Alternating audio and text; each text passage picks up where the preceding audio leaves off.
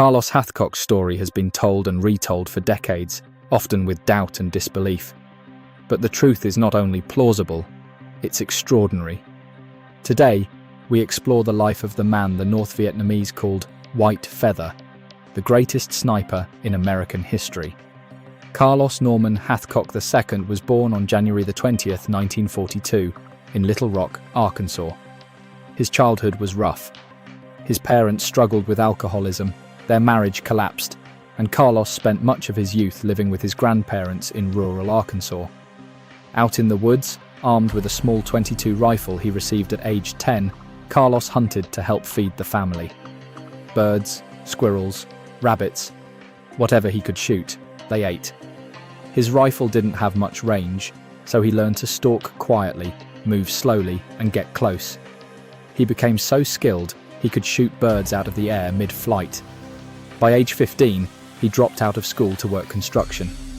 At 17, he enlisted in the Marine Corps, the only dream he'd ever had. Marine training came naturally to him. Years of manual labor made him strong, and years of hunting made him precise. He spent every spare moment at the range, practicing every shooting position until he mastered them all.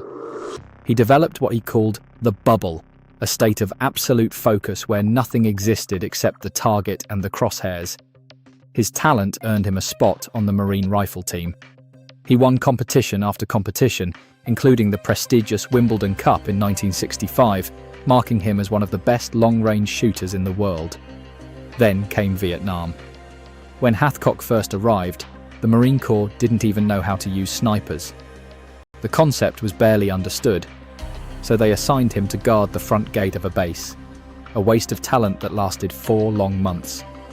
Everything changed when Marine officer Jim Land arrived in Vietnam. Land immediately pulled Hathcock into a new experimental unit, the Scout Sniper Platoon. They had no doctrine, no manuals, and no proper sniper rifles.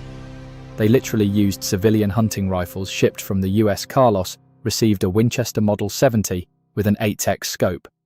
With it, he helped invent modern American sniping. He trained new snipers, refined tactics, and went on missions constantly. He preferred to get within 100 yards of the enemy before firing, close enough to guarantee the shot. During one mission, he found a white feather and stuck it in his boonie cap. He wore it every day afterward. It made him easier to spot, but that was the point.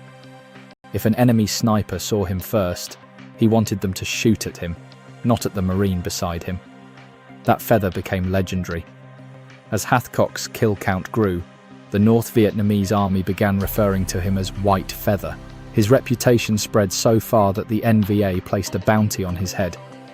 Their best sniper, known as Cobra, was sent specifically to kill him. One day, Cobra fired at Hathcock's tent and killed a Marine standing in the doorway. Carlos immediately grabbed his rifle and went hunting. After a tense stalk, he spotted a glint of light and fired. The bullet went straight through Cobra's scope, killing him instantly. The shot was so perfect that many doubted it ever happened, until it was successfully recreated decades later. During Overwatch duty on Hill 55, Carlos mounted his scope onto a Browning M250 cal machine gun to reach targets far beyond normal rifle range. One day, he spotted an enemy scout sitting on a rock. He fired. The 50 cal round took nearly 3 seconds to reach the target, striking the scout just as he stood. This became the longest confirmed sniper kill in the world, 2,500 yards, a record that stood for nearly 40 years. Another feared enemy sniper, a woman known as Apache, led a team that tortured villagers to demoralize Marines. After she killed a young Marine, Carlos and Jim Land tracked her for days. At dusk, amid artillery flashes, Carlos spotted her sprinting through the brush and fired. It was the shot he later said was the best of his life. Near the end of his tour, Carlos was approached by a covert unit and asked to eliminate a high-value target, an NVA general inside a heavily guarded villa. The only way to get close enough was to crawl across an open field for days. Carlos crawled for 3 days and nights, moving inches at a time, fire ants biting him, patrols passing within arm's reach. He drank sparingly from a single canteen, and lay motionless during daylight. Finally, he reached a tiny rise in the ground, just enough elevation to take the shot. He fired once. The general fell. Carlos escaped into the woods and was extracted at night. The mission was never officially acknowledged. In 1969, during his second Vietnam tour, Carlos was riding inside an amphibious vehicle when it hit a mine and exploded. He pulled 7 Marines from the burning wreckage before collapsing, severely burned. He spent months recovering, battling infections and undergoing skin grafts. Despite permanent injuries, he returned to duty and continued training snipers. In 1975, he was diagnosed with multiple sclerosis.